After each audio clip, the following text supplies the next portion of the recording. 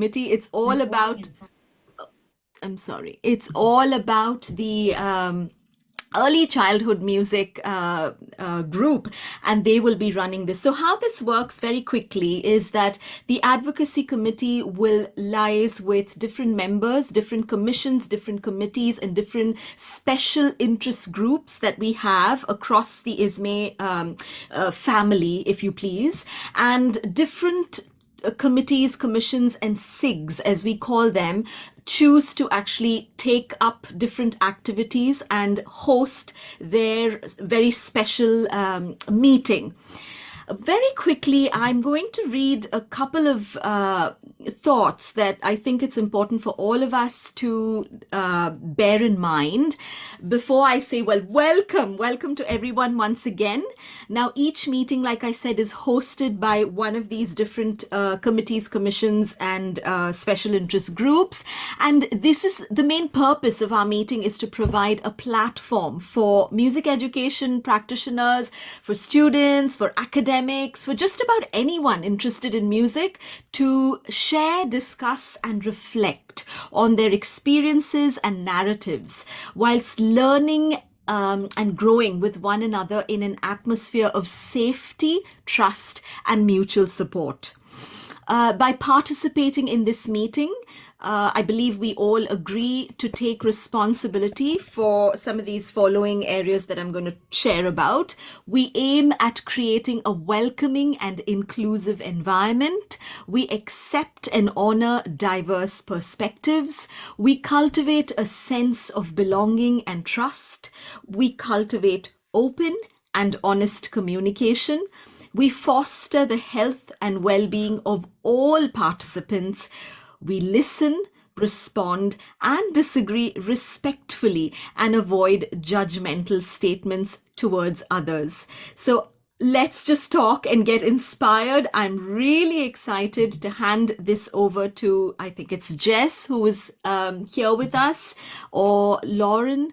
One of them will take over and introduce our fantastic guest speaker for today, whom we're so delighted that she's here to share her wisdom with you all. Over to you, ECME.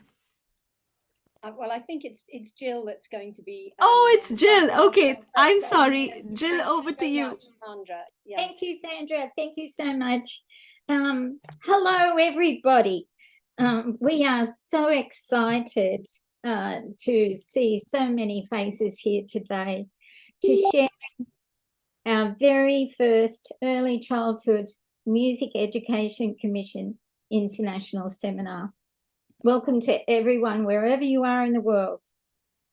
As I'm speaking from Australia, I would like to begin by acknowledging the traditional owners of the land on which I live in northern Sydney, the Guringai and Daru peoples, and pay my respects to elders past, present, and emerging.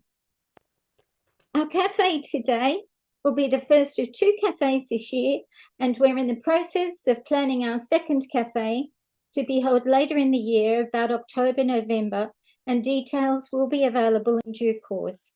We are also excitedly looking ahead to further cafes in 2024, and we're open to your suggestions of areas to explore in early childhood music, both in cafes and newsletters. We would like you to know that this cafe is being recorded for later viewing for your further reflections. Next slide. Oh, no, just keep this slide. Sorry, Jessica. So just to let you know what's happening in our cafe today, we will be having our keynote presentation from Dr. Amanda Niland from the University of Sydney, Australia. And then we'll have a Q&A session with Amanda. We'll then take a break of 5 minutes just for a cup of tea or something. And following the break, we'll have breakout room conversations and come back together for a final wrap up. I would just like to take a moment to introduce our early childhood music education commissioners. Jess, could we have the next slide? you can see here, I'm very pleased to introduce the chair of our commission, Dr. Lauren Kuistra from the USA. And it's wonderful to have Lauren as our guide and inspiration on this journey in early childhood music. Unfortunately, Lauren's not able to be with us today. Due to time zones, it's not possible for us all to be here. I would also like to introduce Dr. Laura Huitainen-Hilden from Finland, and we will be travelling to Laura's university for our seminar in Helsinki in 2024. And Laura's not able to be with us today, and here's a picture of myself from Australia. Thank you. We'll go to the next slide. Thanks, Jess. Dr. Zoe Dionysiou from Greece is another of our commissioners, and she's going to be hosting the breakout session this evening. Dr. Alyssa Johnson-Green is from the USA and not able to be with us tonight. And we also have Dr. Jessica Pitt from the United Kingdom, who is hosting our Q&A with Amanda. Thanks, Jess. Next slide. We just would like to remind everybody about our presentation etiquette this evening. During our presentation, please could you keep your microphone muted and your camera on. There will be time for Q&A after the presentation, but during the presentation, could you please, during the Q&A, could you please put your questions into the chat? Thanks, Jess. Let's go back to the second slide, I think, where we can see Amanda.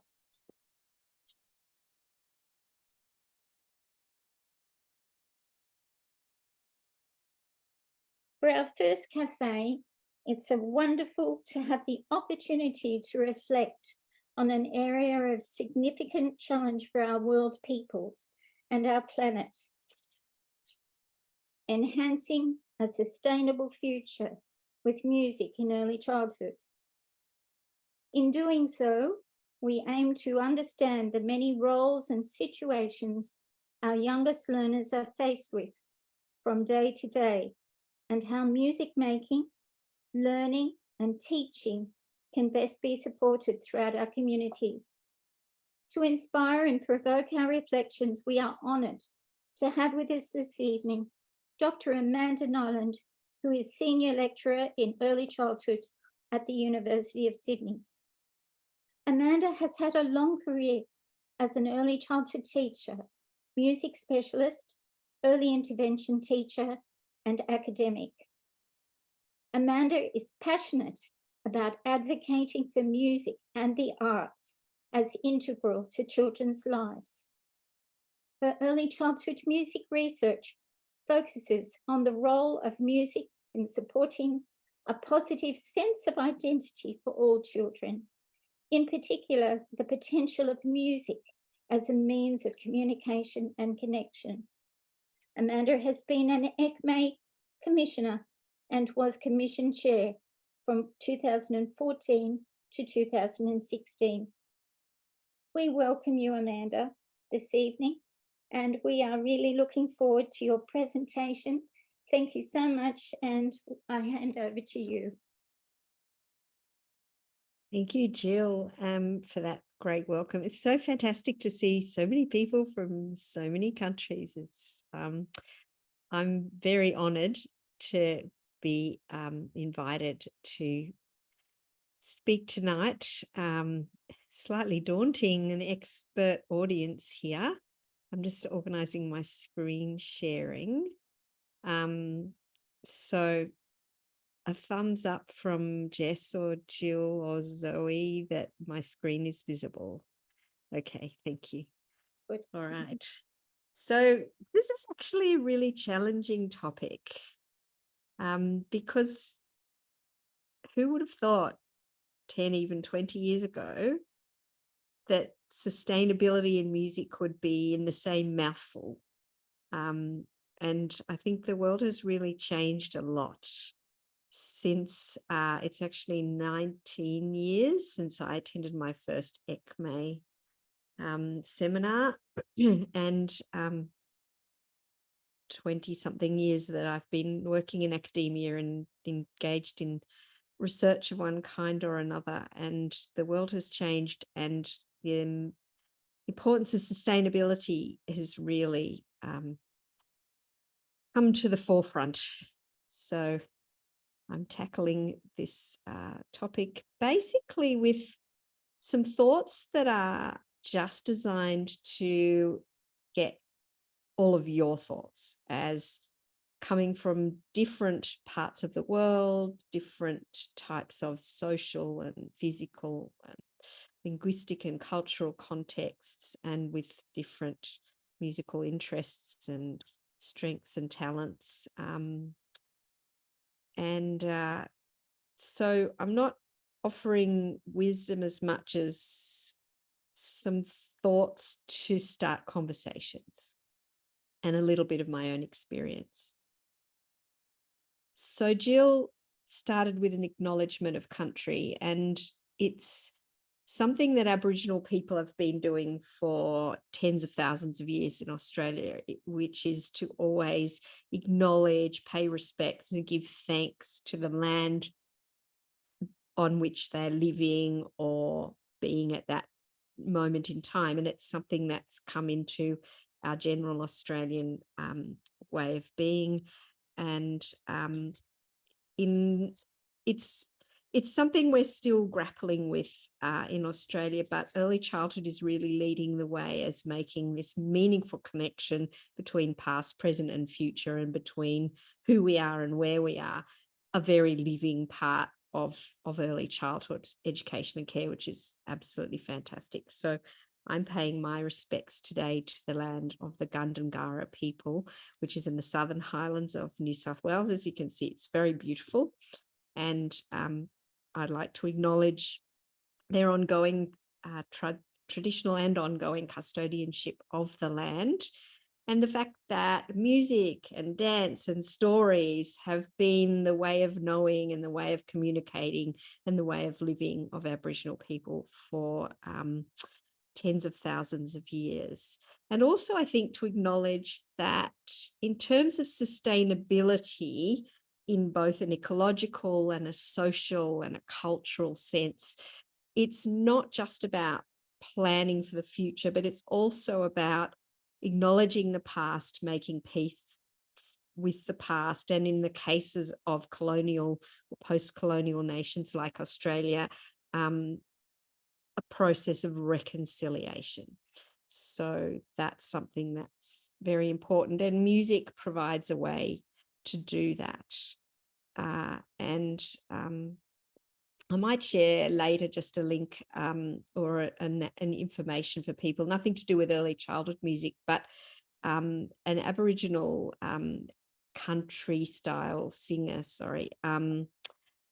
by the name of Archie Roach, who passed away last year, who was one of the stolen generation, the generations of people who were taken away from their families in their early childhood and either given to white families or into orphanages and missions in order to basically turn them into honorary whites and to disconnect them from their traditional cultures. And he wrote a song about this as part of his healing as an adult.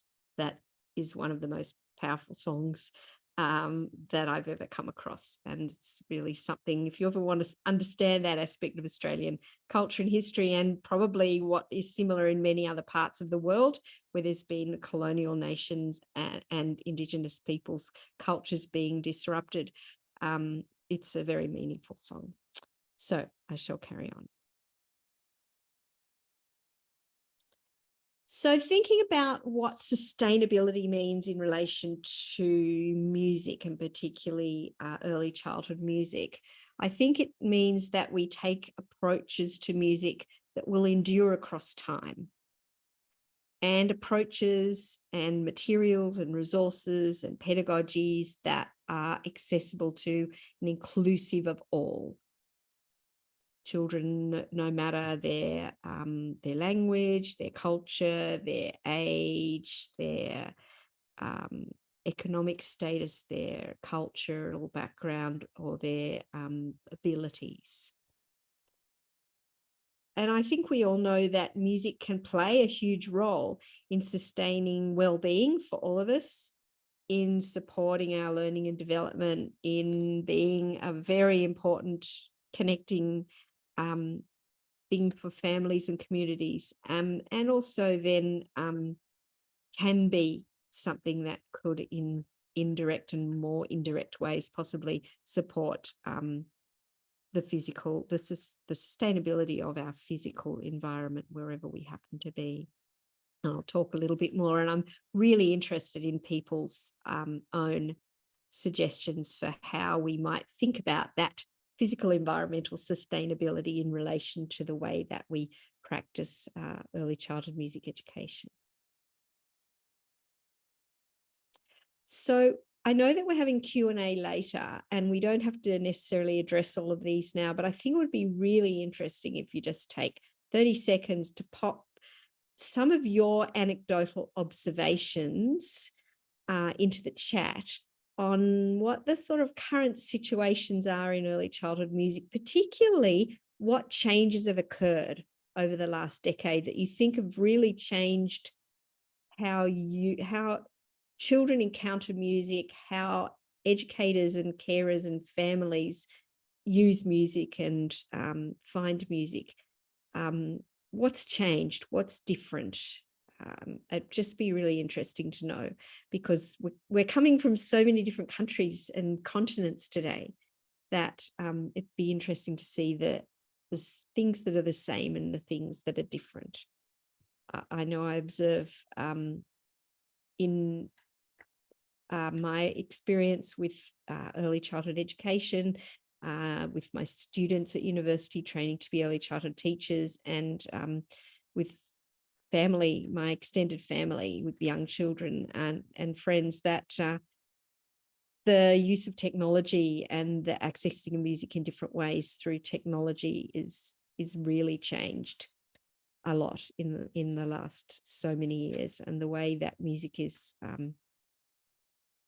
provisioned for or not provisioned for has changed. And I think COVID and lockdowns and all those things have made a difference as well. So I'm just interested with whatever people would like to put in the chat now or as we're going on, and it's something we can all come back to later in terms of question and answer, and in our breakout groups later.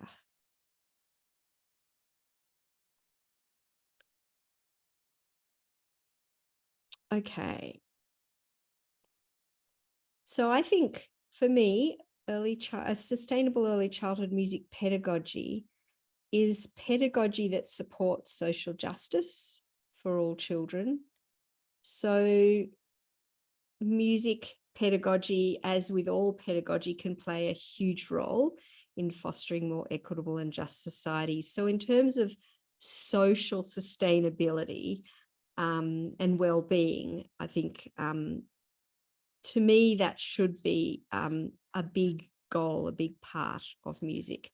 And for me, that's also one of the big changes that I've seen in 20 or so years of, and I'm sure some of you who are notable researchers who've been around for a while and done important research over 20 or 30 years, that the focus of that research has changed a lot. So particularly when I first started looking into things, it was very much that research was about children's musical skills and children's musical abilities, and curriculum in schools and early childhood settings was designed around particular musical skills.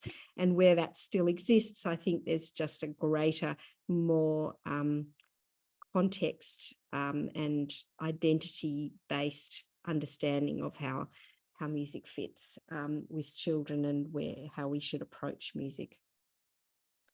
And I also think that we do all need to practice pedagogy that does respect the physical environment locally and on a global scale, and not ignore the challenge of global warming, although our relationship to that in terms of being music educators is to some extent direct.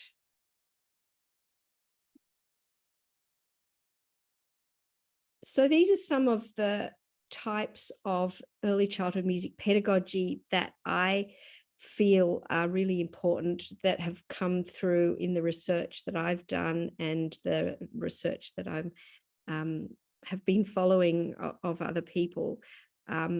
This notion of pedagogical sensitivity, the idea that teaching and learning are two sides of a coin, and that as teachers we need to be responsive to who our learners are, not just come in with a curriculum that we seek to impose. And so being responsive to context, whether it's physical contexts or social and cultural contexts, is a very important part of that. In early childhood, we seek to have a strengths-based approach. We start with what children can do rather than focusing on what they can't do. We seek to, if we're thinking sustainably, creativity. We all know that creativity generally in life is really needed for being able to think differently and to look for new and innovative solutions to problems, particularly as the world has been changing. And I think what people did with COVID, particularly lots of people with music and with music for children, did a lot of things to think creatively and approach creatively how we could still find ways to share music with young children during that very strange era. And part of that change to seeing teaching and learning as two sides of the one coin and having a strengths-based approach means that we recognize the importance of children being able to use their agency and not just follow what in a sort of transmission style of teaching. And of course, if we're thinking physically in terms of physical sustainability, thinking about how we make music and what we use to make music, and including technology, but so that we're not contributing to problems that impact on sustainability. And of course, technology has to come into that. But that's not something I'm going to tackle today, because I have to say it's not one of my strengths. It's something I need to learn more about. Okay. Got one of those moments where I've lost my cursor. There it is. Okay. So just to share a few important things from my research, where I've focused a lot on music, particularly singing, in terms of children's close relationships. I had the privilege of being involved in a project with Sheila Woodward, former ECME president from the United States, and there are other people in the room who were part of that project too, including Zoe, where we interviewed mothers of infants and toddlers about their singing and their relationships with their children, and found how very important singing was as something that supported the well-being and, I guess, sustainability in a way of the infant-mother relationship and of the mother's well-being themselves. I've also looked at the role of singing in supporting relationships between educators and between children and their peers, and found how very much singing can support connection and belonging. And then I took that further a couple of years ago. Please excuse the typo, I've just noticed one. Looking at the way music can support connections and relationships between children who do and children who do not experience disability. And I thought I'd share a little bit of that with you today.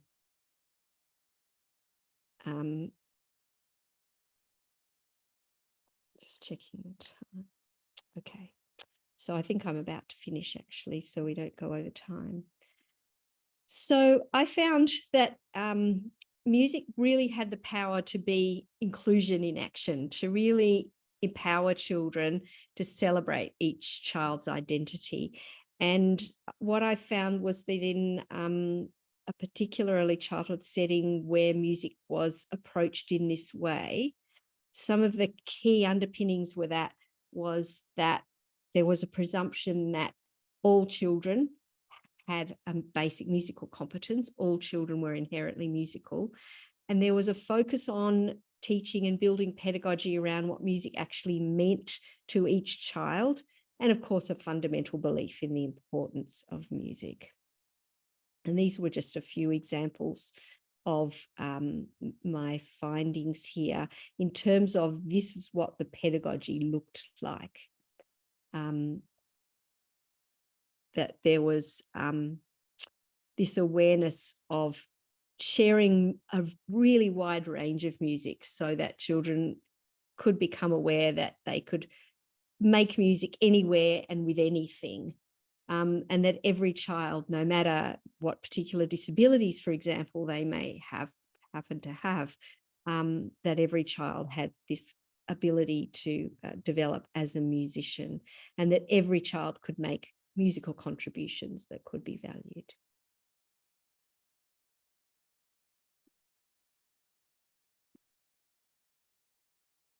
And these were a couple of the actual everyday things that these educators did. And there was an awful lot of spontaneity and spontaneous interaction, as well as more planned and structured experiences. And there was a great support on children teaching each other and supporting each other.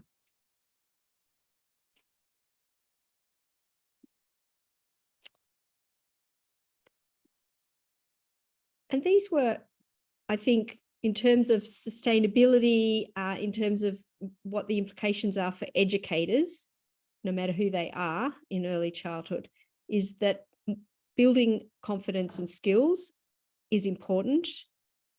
Starting from the relationships with the children, being open to self-reflecting and nurturing their own music making is really important. And I think given the amazing amount of experts in this Zoom meeting today, it would be interesting to know, and I know some people have done research specifically in these types of areas to look at how you might go about achieving some of these things, particularly building educator confidence and skills and looking at the relationships with the children.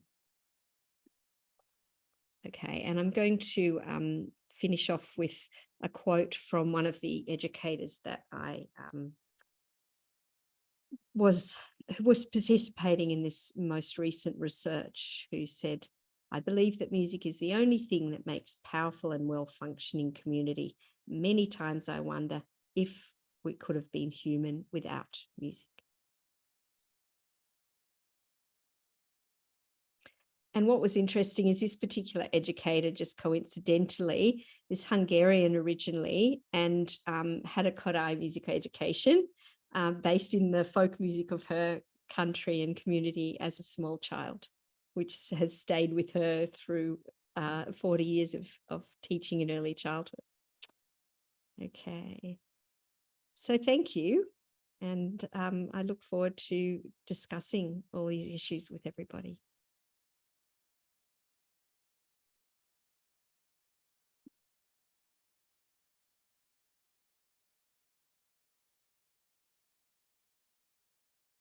Amanda, thank you so much.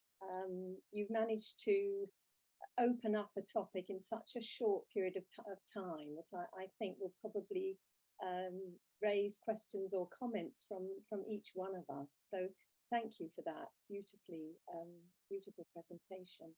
So this is a time and space for any questions for Amanda from all of you. It's wonderful to see you all. So if you have a question and would like to speak it out, you please raise your hand. If you'd rather that I ask the question on your behalf, please could you put it in the chat? So either use the hands up, which is in the reactions part at the bottom of our Zoom. There's a reactions button and there should be a hand up, raise hand, if you'd like to ask the question directly. So open space for questions or comments.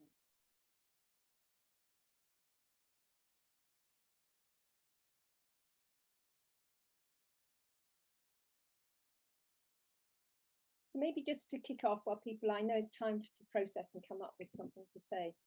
Amanda, I'm just wondering, could you say a bit more about what it took for the educator to allow the peer-to-peer support with a child with disability and a child perhaps without a disability? Could you say something about that?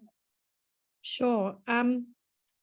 I think that my observation was that when there's a lot of musical materials available indoors and outdoors in this particular preschool setting during the free play times, with planning in terms of not having things that are incredibly noisy, for example, in a small environment. And the educators themselves do a lot of sitting down with any children who are engaged in any of the musical activities, whether it's using the for example, a board that has the pictures that are visuals for the songs, and the children might sit there and sing and take the cards and whatever, or using musical sound makers.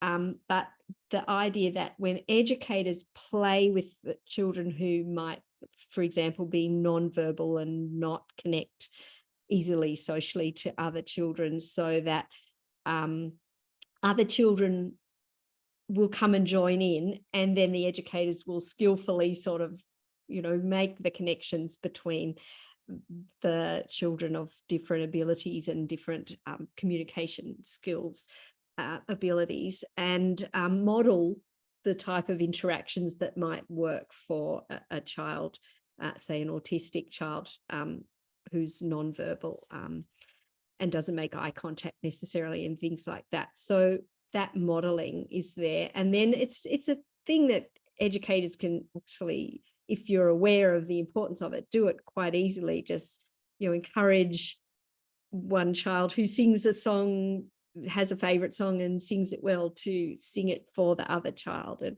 so it's that modeling type of thing. And then using a lot of, in structured group times, using a lot of repetition, using a lot of visuals, and that sort of thing, so that there's just a common basis of experience, but also being flexible, that for some children, being outside the door while there's a group thing happening, if they're not comfortable to join closely with everybody, having a large mirror on the wall so that you can watch through a mirror and things like that. Just, an environment that's very set up in that very inclusive way. So it's intentional pedagogy. Yeah. Sometimes less is more, in a sense. Yeah. Thank you. Any other comments or reflections? Thank you. Yes. Let me just, I've got to move this away. Yeah. Alejandra? Please. Yeah. Can you hear me? Yes. Yes. Sorry. Okay. So Amanda, very beautiful presentation. And when you speak about your research and you say about the role of singing in very young children's close relationships, and you mentioned mothers, education, peers. And I wonder if you have included in your research grandmothers, because grandmothers play a very important role in the repertoire of very young children. And it's quite interesting, because that repertoire is like skips a generation, and I don't know. I just want to know your thoughts about it. If you've ever thought about that role of grandmothers in children's building of their own repertoire. That's actually really interesting, Alejandra. Thank you, because in the research that I did as part of the and there are other people who might be able to speak to that in the room who were part of, there was about 10 of us, I think, from different countries who all interviewed at least 10 mothers of children under 18 months about singing. And I found 3 or 4 of those I interviewed spoke about the musical interactions that their children had with a grandmother. When they spoke about all the other musical things. But in fact, it would be a lovely project to do, wouldn't it? To take that and do that same sort of thing in relation to children's musicking with their grandmothers. Yeah, because it is part of that cultural sustainability, isn't it? It's maintaining those cultures, particularly where families have moved, or you've got a multilingual, multicultural family relationship as well, so that the generations pass that music down. That's a really, really fabulous and important thought. Thank you. Lovely, thanks, Alejandra. Dimitrios is asking Amanda that they've picked up that there's a focus on the pedagogical climate or the environment of the classroom or the teaching space, and a more responsive way of teaching as opposed to a didactic approach. Does this mean we need to develop more reflective skills as teachers? And what might that comprise, and how would we go about that, I suppose? I think that is a really important point. It's one of the things that I think in early childhood we do really well, is that we really stress the importance of reflective practice for teachers. And I think maybe it's also something that's come into music pedagogy and music pedagogy research in the last 10 years that definitely wasn't there 20 or so years ago, that reflection. And it's reflecting on, so that the idea is that if something doesn't work in the past as a teacher, and I've been as guilty as this myself as anyone, when things don't work that you try and teach, you think, well, the children weren't behaving right, or you don't look in and think, well, what could I do differently? What was happening here? And so, yeah, I actually think, Jessica, that the book that you and Laura Houghton and Hilden wrote has an awful lot of valuable ways to reflect. And that's something that Laura, one of the ECME commissioners, has done some fantastic work on. And in the book that I'm working on with her and another colleague at the moment on inclusive education through the creative arts, Laura has contributed, again, some models for reflection using music and using creativity, and really, really important. So, yeah, again, it's another thing where further research could be valuable too. But yes, so I would encourage you to look for, Jessica, can you put the name of your book in the chat? Because I will yes. do, certainly. Camille, would you like to come in with your question, please? Thank you very much, Dimitrios. And Camille, over to you. Thank you, Amanda, so much for your wonderful presentation. There are so many points that I think are so important for us to consider today.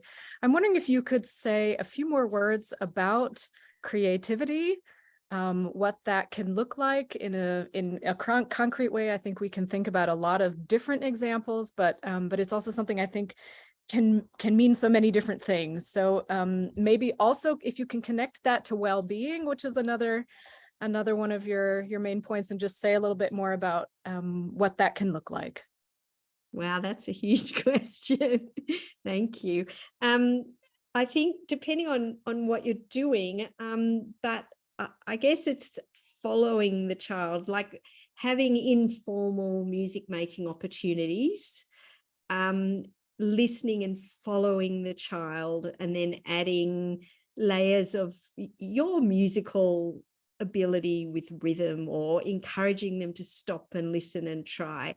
I also think this is where technology can be really valuable, in that you can record audio or video record and then play again with children and talk about and let's listen, and you help give them prompts to listen, and then that sort of thing, and then all the sort of simple experiences that many of you probably know, taking a storybook and creating the sound effects for that, those sorts of things, and looking for, I've heard it described as songs with spaces. I've heard music therapists talk about this, and also people who take the Edwin Gordon type approach and often use songs with no lyrics and that sort of thing, songs with spaces where you ask the children to choose the lyrics, as simple as choose the actions, choose which sound makers, shall we sing it fast or slow, loud or soft, but just allowing children to use their agency, I think, is something that when you start doing that, the children will take it more places than you would think possible. But I guess they need to know that you value whatever they contribute, as long as it's respectful of others and safe, that everybody's got something to contribute. So simple is fine. And I think that when people know that, when children know that you're interested in what they contribute and you value it, then that just gives them the confidence to keep going. And I think that can be very important for well-being.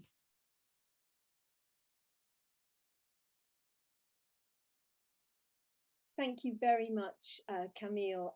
We have got a question from Joanne. Joanne, I wonder, would you like to come in and ask yourself? It's lovely to see you. Good Thanks for morning, being here in the everybody. early morning. Well, good morning. It's still dark here. Yeah, so Amanda, hi, and thanks so much for your presentation. It's so great to see so many of you. Amanda, you're talking about some of this future, and my frustration's always been that there's this paradigm that we're teaching music, and that's where we kind of used to be. And instead we're shifting to, I think very appropriately, that we're more nurturing children's musical development. And it's constantly a frustration. Parents say, what are you going to teach? What in the world do you teach to a 2-year-old? And there's this focus on this teaching instead of this nurturing. Do you think it would help if we stopped calling ourselves teachers and instead thought of ourselves more as, I don't know, musical partners, or I don't know what that might be, but, and I'm even thinking of some of the kind of canned curriculum that is teaching without regard for where are the children and what are the children doing. And it's really more of an organic situation. And I don't know how we change what we call ourselves, but it just seems that focus needs to change. Yeah, I reckon that's really, you've opened up something for discussion for later too, Joanne, in the groups. I think that's really an interesting, I'm looking at what you've written in the chat as well.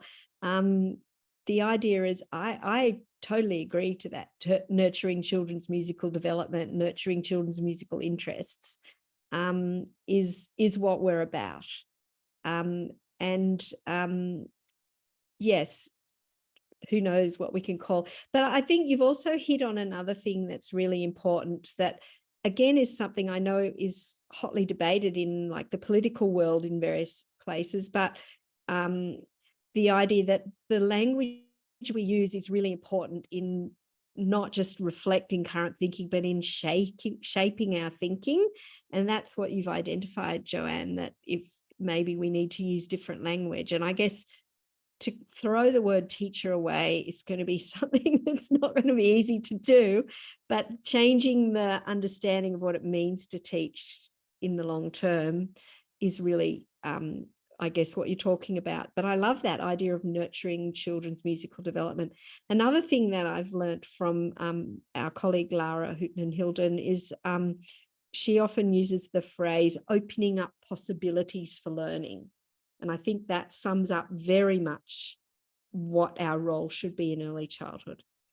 And the other thing I would encourage, I would imagine will come up in the groups talking later, but is interesting, is the fact that music is in some social contexts very commodified, as in it's something you pay money to go to an early childhood music program.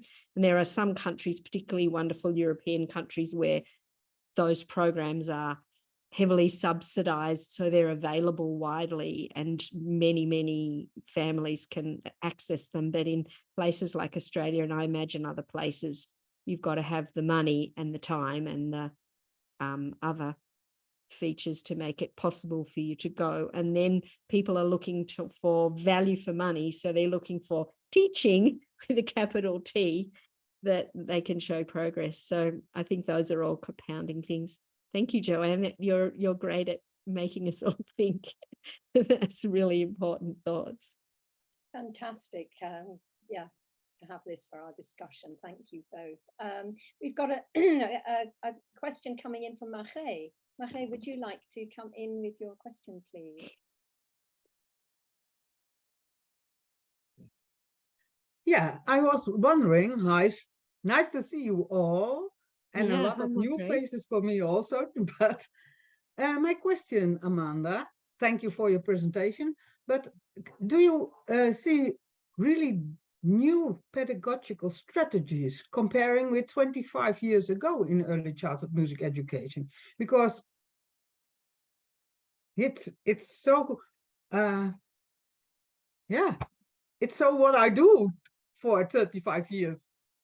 Yes, but you know what? Some people are innovators from way back, and also I think sometimes things go around and come back, which as we get older we see, don't we?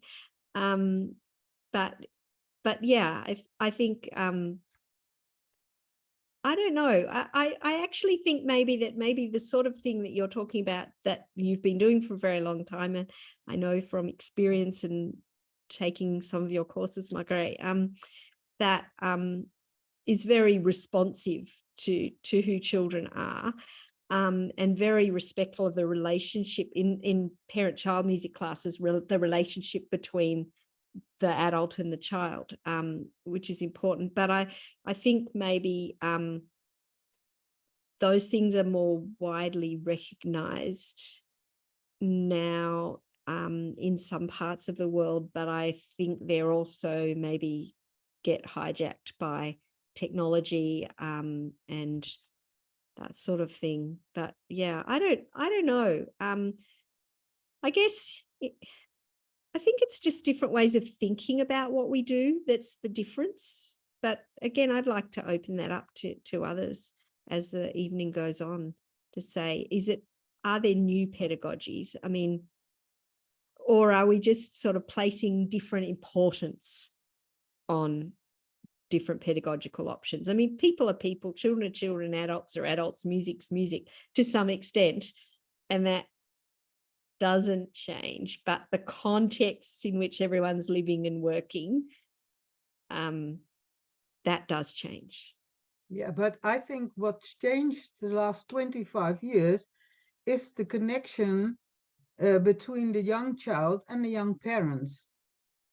That's what we have to add in our music education. The parenting is not the same 25 years ago and now. I see a lot of trouble in the connection with the mothers and the child. And perhaps that is one of the things we have to focus on for the future, because I think it's becoming a problem at the moment. Yeah, I think that's an interesting thing that I'm thinking about. Probably lots and lots of you have had that experience of how often we see parents and young children out and around and the parents are on their phones, for example. Yeah, with the video camera. And that as well.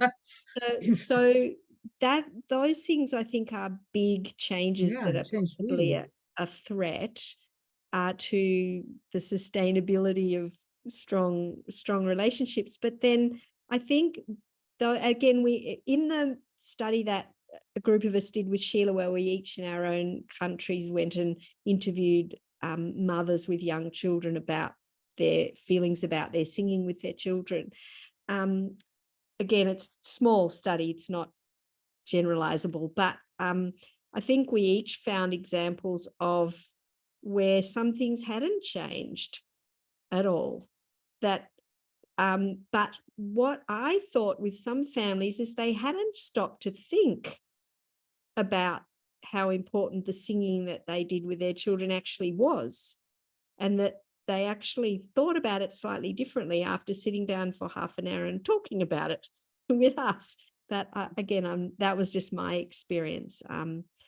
And one of the reasons Sheila wanted to do that study, following up on something she'd done quite a while before, was the difference in the technology in particular and the difference in life over that time. So she felt it was worth revisiting that adult-child singing relationship. So, yeah, I mean, it's hard to know but how to go about it. But I think, Margaret, you've identified where it would be nice to translate our anecdotal observations of the world into some larger scale data that can show us what's changed and what's the same, and what the situation is with parent-child relationships.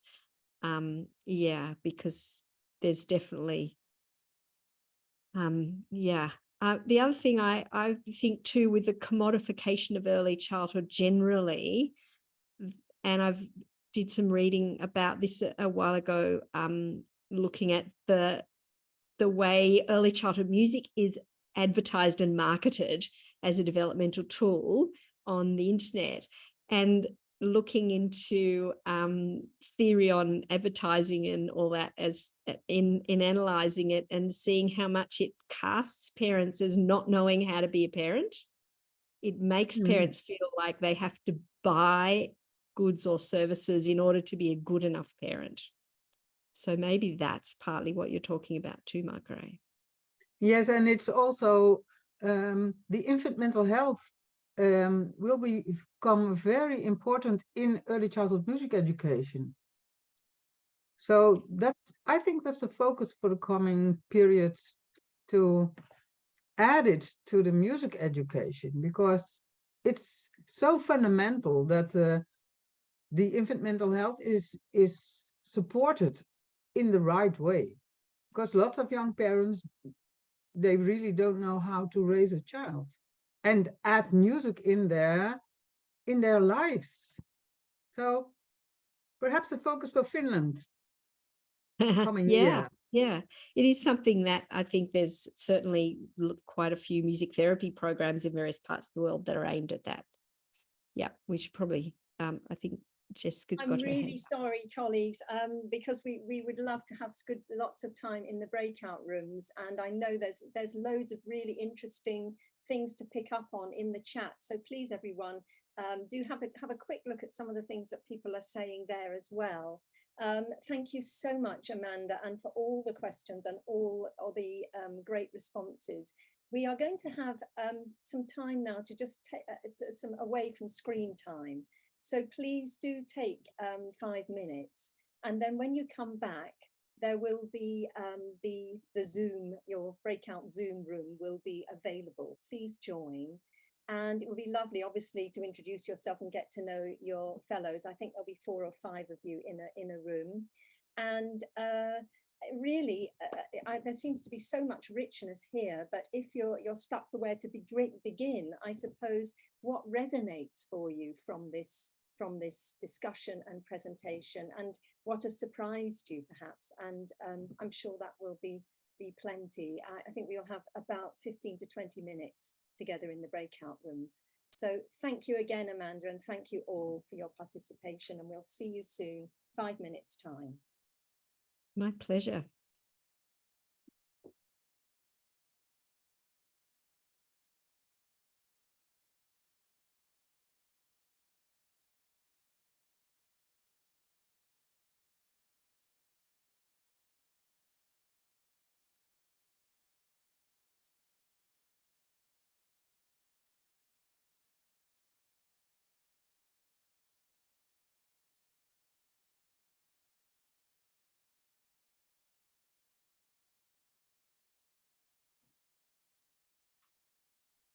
Welcome back, everybody. I think people are slowly joining us.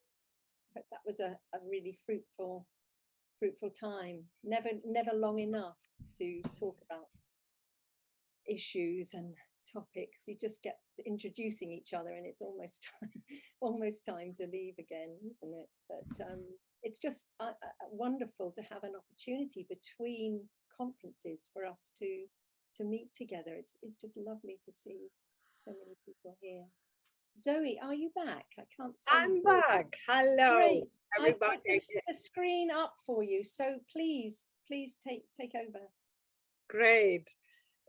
Thank you very much all for contributing to this nice session, Amanda, first of all, and then all of us for contributing to the chat rooms, the breakout rooms. Would you like to take up the your place and wrap up with what you have said in each of the breakout rooms? Perhaps someone from breakout room 1?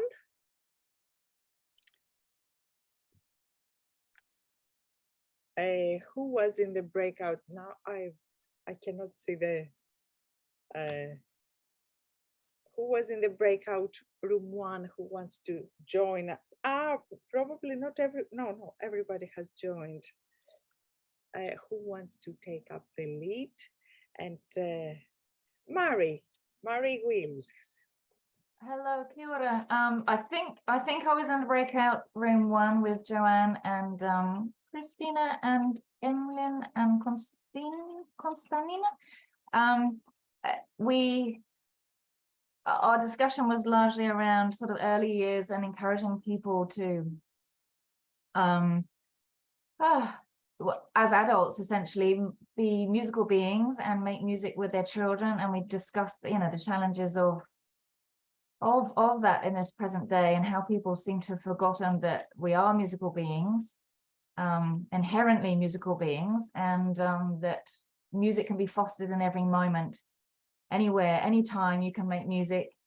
We had a few examples of that, and one of the thoughts I shared just a moment ago was about how society is different in the sense that for many people, families are not at home very much, actually. Both parents might be working, for example, and children are not exposed to the daily natural rhythms and the songs that go along with those monotonous tasks, etc. So that's one thing in society that's changed perhaps quite a lot. And like somebody said earlier, a lot of the songs haven't been passed down generationally. I've certainly worked with adults who say, I don't know any lullabies. And I'm thinking, oh my goodness.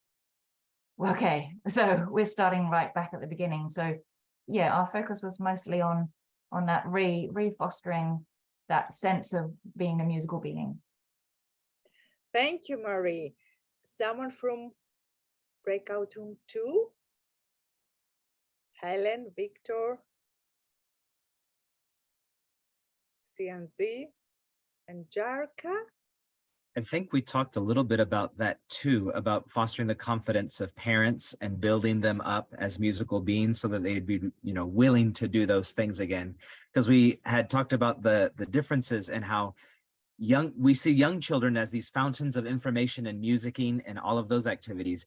But as the parents now, what does that say of our work 20, 30 years ago, if now we no longer see them as musical beings and that they are now non-musical beings, and that we need to continue that work to foster the full lifespan? Yes, yeah, absolutely. Thank you, Victor. A great idea, and we need to work on that direction. Someone from room 3? Blazenska, Evangelia, Margarita, Menge,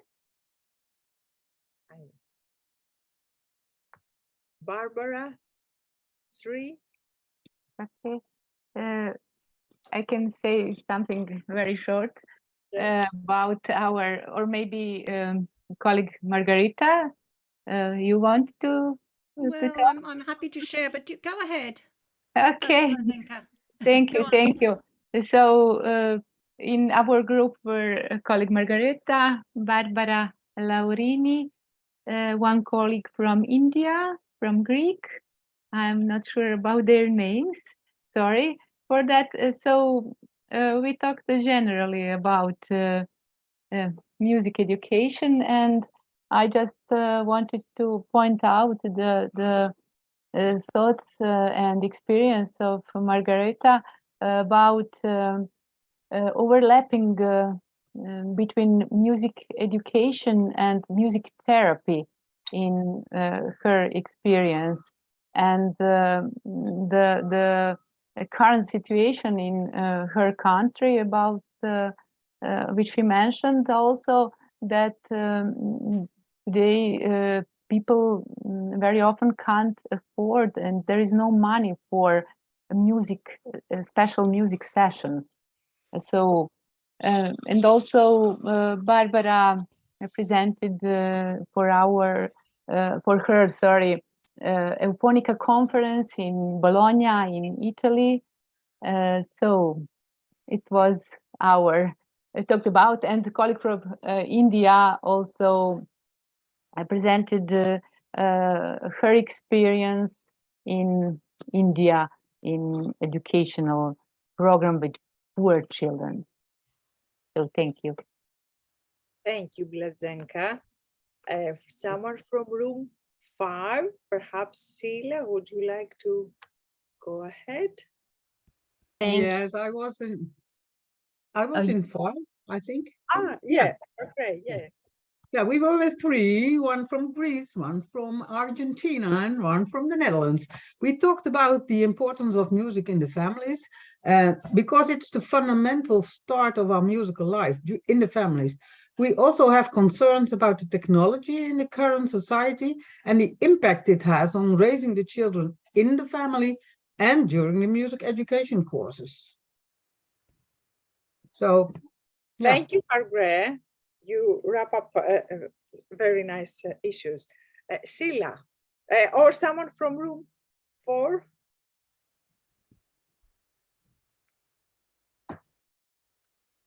Is that our group? It's our group, Sheila, go ahead. Okay, good. Yes, so perhaps just to quickly summarize, we talked about the importance of bringing new music to children because they're so hungry for new songs and information, but also having plenty of free time for them to explore and bring their new creations to us. And so a good balance of that. And we did talk about the parenting, how although we find that mothers with young infants are singing to their children, it seems as they get older, there's a lot more of mothers being on their phones and not actually connecting. When they walk with the children, they're not talking with the children. And then teachers who are working with 5-year-olds in large groups in the primary schools, really struggling with behavior of young children, being aggressive, being very aggressive also with their words and 4-letter words and so on to the teachers, and disrespectful to their playmates at the school. And so just the kind of behaviors that we're having to look at and deal with as children are coming from this age of the COVID time with little interaction with others, and perhaps a lot of screen time and not even a lot of interaction necessarily with the parents. So these are things that we are having to be more aware of and deal with. So. Thank you very much, Sheila. And actually from room 5, it was Margaret who just spoke to us before. So I think we already realized the shift from towards listening more to children, creating space for musical play and creating opportunities for free time. And a way to deal with technology, perhaps we should be more aware of the differences, the impact of technology to young people. And actually this is an ongoing recent trend. Thank you all for your contribution. Would you like to, share something, some thoughts in the chat with us?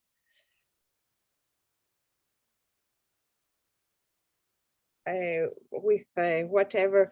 Thank you very much, Amanda, for your inspiring presentation. And it was food for thought for all of us to see what changes are happening in early education, the role of the teacher, how to empower the teachers, and how to empower the parents to better deal with those issues.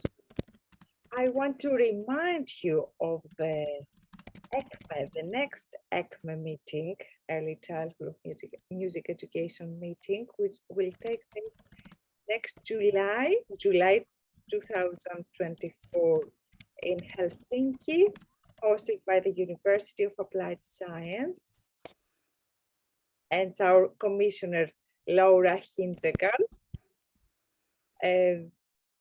We will be very happy to meet you all there.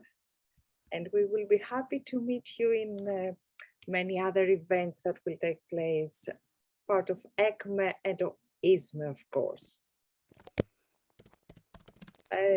Jessica, would you like, and Jill and Amanda, would you like to say a few things before we say goodbye? I'll just say one thing. Thank you very much, everybody, for being here. It's overwhelming to have so many people and so many fantastic, very thought-provoking, challenging questions. It's given me a lot to think about. And I'm very grateful to the Commission for inviting me. So thank you. It was an honor for us to be the first ECME Cafe of ECME. Also to remind you to fill in the form, it's a short questionnaire about your interests or ideas about future ECME events, like this one. To remind you of keeping up the news about the next ECME conference and the ECME conference, which will take place in Finland in July 24, as well as other commissions. Jessica and Jill, would you like to well, only just to sort of echo really what you said, Zoe, and to remind people that we do have a newsletter. The ECME Commission is trying to keep connections with everyone. So if you'd like to subscribe to the newsletter and you haven't done already, please do. If this link doesn't work for you here, or the Q code, then please get in touch with any of us and we will happily send you the link to register for the newsletter. And there we would love to hear ideas from you about, as Zoe said, any topics that you would like to discuss, and we have other cafe opportunities. So that was really what I was thinking, but also to remind you, please, and I think a link will be sent out from ECME with a survey about this cafe, which will also help the development of future cafes. I think it came up in the chat a bit earlier. I think that was everything. Jill, I don't know about you.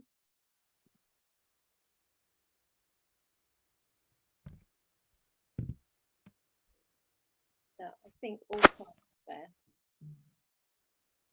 So, Zoe, would you want to close up? We're sort of doing a trio act here. So, thank you all for being here. I was on mute. Sorry. Thank you all for being here, and it was a wonderful opportunity to see you and renovate our thinking.